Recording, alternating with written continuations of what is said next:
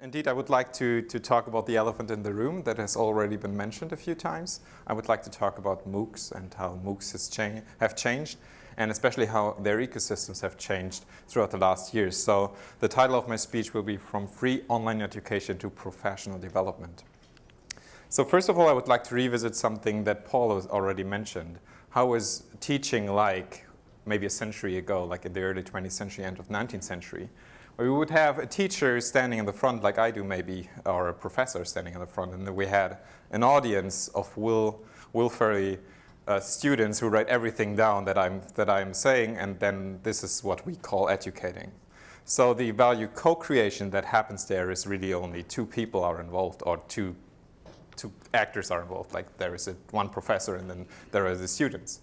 If we look at education that we have nowadays with activity-based education, problem-based education, project-based education that we have been already mentioned today, many technologies get involved and many different actors are getting involved into higher education, further education nowadays, and we have seen quite a few examples today. I would like to talk about, as I already mentioned, about one of the key players that have been into the discussion throughout the last years, and that has been MOOCs. And especially I would like at first to concentrate on one of the MOOC platforms that are especially famous, which was Udacity. So maybe so it's funny because I come from Berlin, I'm talking about something happening in Silicon Valley, so hopefully excuse me. In 2011, Sebastian Thun and Professor Norwick started a course on introduction of AI, which is well, the topic of today as well. And this course has become so famous that they attracted 160,000 students from 190 different countries from all over the globe into one online course. And what they essentially did was they took a course that they gave at their universities and they decoupled the lecture from the lecture hall. So what have been regularly been taught in a lecture hall is now given on YouTube using Google YouTube. As it was such a famous course and it was attracted so many people, they started a company called Udacity and a platform called Udacity, which stated a value proposition that could be rephrased as, or was rephrased as, we believe university level education, so higher education, can be both high quality and low cost. So we take what we have at the university right now, meaning what we describe as high quality education, and we reduce the costs. And what they did throughout the first phase of this case study was between 2011 and 2012, they formed an ecosystem that may look like this. So let me just briefly explain to you what this ecosystem is about. So we have a few actors here on the right-hand side that are rather universities, so like 4 universities, Virginia, Utah, Maine, and Brown. And then we have a few companies. And all of these actors, they give courses on Coursera. So those are lecturers. And then we have the other side that are actors, which are actors whom Udacity is collaborating with, performing like, for instance, they use Google YouTube for videos or open source Q&A for their quizzes. And interestingly, during this first phase, students started to recognize some functions that are missing on the platform. So they added them by themselves. So they thought, well, this platform is missing a discussion board. So they started a discussion board on their own. They also found, well, we would like to meet locally at our institution. So I would like to meet someone in Berlin having the same course, or in Sao Paulo or wherever. So they started to form meetup groups to do this. Udacity recognized this and formed formal partnerships with Meetup or implemented their own discussion board to their platform. So the first phase of Udacity until 2012 was especially about getting the technical capacity to give massive open online courses on the platform. As we approach the second phase between let's say August 2012 and the full year of 2013, they more detailed their value proposition, which is now framed as, or phrased as, our mission is to bring accessible, affordable, engaging, and highly effective higher education, so still it's about quality, to the world. So they want to bring the types of education that they have experienced here in the Bay Area, for instance, to the world, like to India, to Pakistan, to South America, and to rural areas all over the globe. And they believe that higher education should be a basic human right, so maybe also free, and we seek to empower our students to advance their education and their careers. So it's a lot about higher education. And what they did throughout this phase was quite fascinating, as they even decoupled more and more of essential functions from the university to their platform. In this phase, they started to decouple something that we regularly do. We give course certification. As soon as someone does a course at Stanford, he or she may get a certificate for finally succeeding this course. Now they get a certificate from Udacity with the help of a private company, Pearson in that case. Throughout that phase, they expanded their platform ecosystem by a few more actors. So let's concentrate on the middle circle. Those that are a little bit bigger have more courses on Udacity, and they are in order, so you may concentrate on the right-hand side.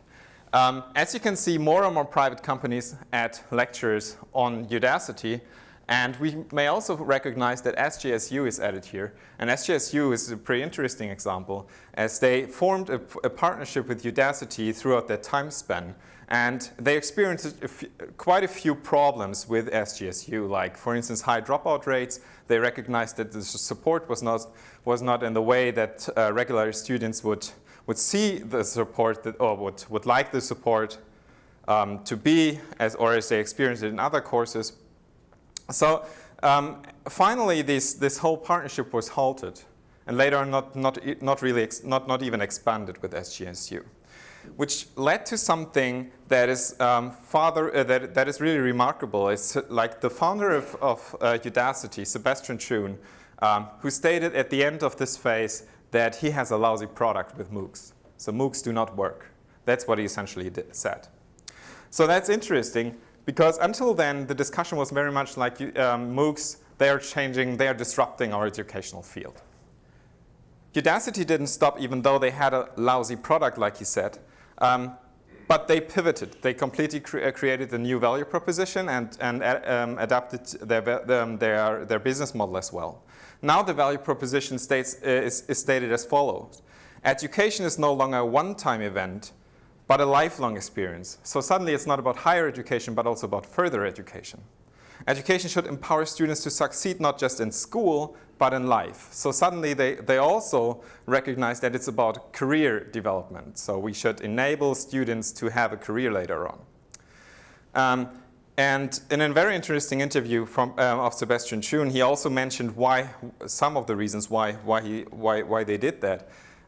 Well, with higher education institutions such as universities, you are dealing with a super glacially slow system. And this is with regards to many different things. Like certification takes a lot of time. Working with lecturers takes a lot of time, because lecturers do not adapt as fast to new technologies as maybe a private company may do. You have the big problem of import and export of MOOCs, like would the university add their own MOOCs to the Udacity platform? That's a big discussion. That is oftentimes a political discussion. They would ask themselves, new MOOCs, would we certify MOOCs that come from other universities? Those are big discussions. And all of these discussions lead to a slow process that is where big problems for Udacity may arise. That's the reason why he said essentially, then we went the gutsy way and said, let's ditch all the university essentially. And this is exactly what they've done.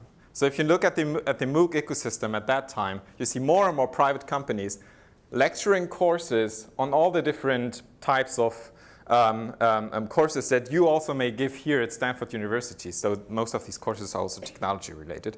And in complementary to this, they also decoupled another key function of universities, or key value proposition of universities. What do we do besides giving courses and certifying courses? We give degrees. So now Udacity started their nano degree program and decoupled degrees from the universities. So suddenly you can also get a nano degree in 3 months up to 6 months from the Udacity platform in collaboration with a company like AT&T or Google. And sometimes even with regards to AT&T, for instance, if you finally get the degree, you may also get an internship at AT&T.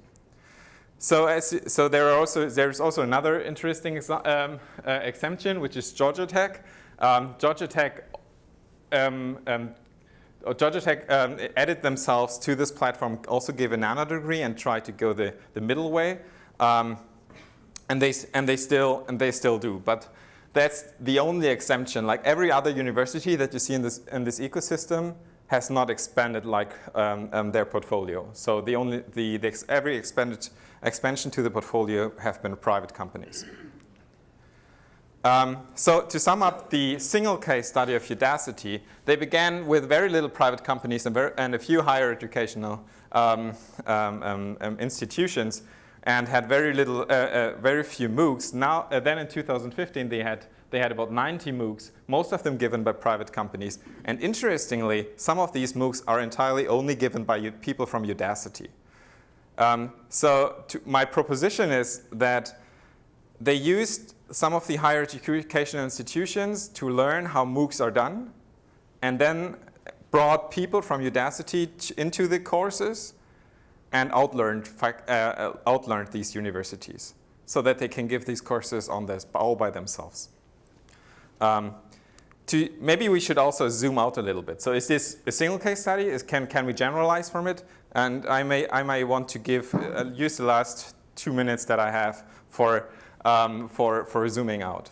So if you look at the whole landscape of MOOC platforms, we have this kind of, we may gain this kind of a picture. So like the yellow bubbles are all platforms, and you see most of these bubbles are in the Western world, so most of them either in the US or in Western Europe. And the blues are all course providers, like universities or private companies. And here you have a very similar picture. Many of those come from the Western world. If we look at the ecosystems between those different types of institutions between 2012 and 2016, we might recognize two things. First of all, these ecosystems are growing. So to say that they are not successful is just not true. They are still growing, and even in the last years they are growing. And the second thing that we may note is the blue bubbles are company, and the like pinkish bubbles they are universities. More and more companies enter their ecosystems. And this is also true for the most central player here that has already been mentioned also, Coursera. Coursera, very famous for working with a lot of universities worldwide. They are adding more and more companies as well. And they have gone the same way. They started certification, and now they even have nano degrees. So I found throughout this study two basic mechanisms how these actors changed this ecosystem. First of all, we found that users started to create their own solutions, and these solutions have been quickly adapted by the platforms, either by partnering with private companies or by implementing their solutions by themselves. And most importantly, we found a gradual partner disintegration. And so many of these platforms started with universities, learned from these universities, and then worked closely with private companies to expand into further education, because this is where they make the money. So I hope I'm on time. No? Okay, thank you very much for your attention. And in the break, I would be open for your questions.